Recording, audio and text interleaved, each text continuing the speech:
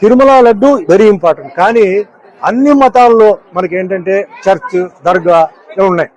అక్కడ అన్ని చోట్ల కూడా ఏంటంటే ప్రసాదాలు ఇవన్నీ చేసుకుంటారు.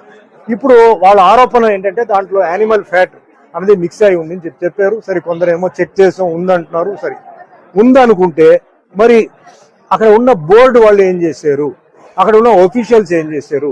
మరి ఇది ప్రాసెసింగ్ లో అదన్నీ చెక్కింగ్ ఉంటుందని విన్నాను. అంటే ట్యాంకర్ రాగానే చెక్కింగ్ ఉంది. మరి ట్యాంకర్ నుంచి ఎట్లా పాస్ అయింది? కాబట్టి ఇది చాలా జాగ్రత్తగా పరిశీలించి ఎవరైతే తప్పు చేస్తారో వాళ్ళని కఠినంగా శిక్షించాలి. ఎందుకంటే అనుమానం ఒక్కసారి వచ్చిన తర్వాత అది అందరి మీద పోతుంది. వాళ్ళు చేశారో లేదో. ఒక ఆఫీస్ లో ఒకటి తప్పు చేస్తే అందరికీ చెడ్డ పేరు వస్తుంది. అది తప్పదు, అది జరగకూడదు. ముఖ్యంగా ఏంటంటే ఇలాంటి భక్తి విషయంలో, దేవుడి విషయం ఏదైనా సరే, నేను చెప్పేది ముస్లిం అయినా, క్రిస్టియన్ అయినా, జైన్ అయినా, ఏదైనా దేవుడు ప్రసాదం వచ్చి అలా చేయడం చాలా మహాపాపం. అందులో వెంకటేశ్వర స్వామి పాత్ర నేను చేశాను. తిరుమలకు ఈరోజు ఏంటంటే భారతదేశం ప్రపంచం నుంచి వస్తున్నారు. లడ్డు అంటే అంత ఒక సెంటిమెంట్. ఆ లడ్డు ఎంతో ఊరికి కొరియర్లో వెళ్తుంది.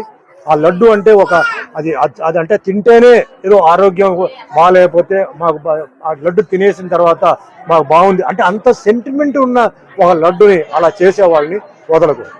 దీనికి నేను చెప్తున్నాను, దీనికి ఎంతైనా సరే అదే మాదిరిగా ఇప్పుడు ఎన్నో బిల్లు పాస్ చేస్తున్నారండి.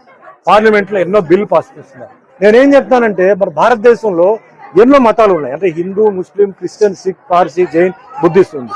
మరి ఈ మతాలని ఈ విధంగా అన్యాయం చేయకుండా కాపాడడానికి ఒక బిల్లు పాస్ చేయండి. ఇలాంటి విషయాలు ఎవడైతే తప్పు చేసాడో వేయండి లోపల 2 సంవత్సరాలకి. అది ఎంతో మంది మనోభావాన్ని అది ఇబ్బంది పెడుతుంది, కష్టపడుతుంది. ఎంతో భక్తితో వాళ్ళు ఆ దేవుడి దగ్గర వచ్చి వాళ్ళు ప్రార్థన చేసి ఒక నమ్మకంతో వాళ్ళు ఆ ప్రసాదం తీసుకున్నప్పుడు ఇలా విన్నారంటే అది ఎంత పెద్ద తప్పండి, పెద్ద నేరం. అది టెర్రరిస్ట్ కన్నా చాలా పెద్ద తప్పు అది. కాబట్టి ఇది కఠినంగా ఇది చేయాలి, కానీ జాగ్రత్తగా చేయాలి. ఎవరు తప్పు చేశారో వాళ్ళని పట్టుకోవాలి. దీంతో పాటు ఎవరు దాంట్లో కూడా ఉన్నారో వాళ్ళని కూడా వదలకుండా ఎందుకంటే ఒక టీటీడీ బోర్డు ఉంది, ఆఫీషియల్స్ ఉన్నారు, చెకింగ్ ఇన్స్పెక్టర్ ఉన్నారు. ఇంత ఉన్నప్పుడు ఎలా జరిగింది?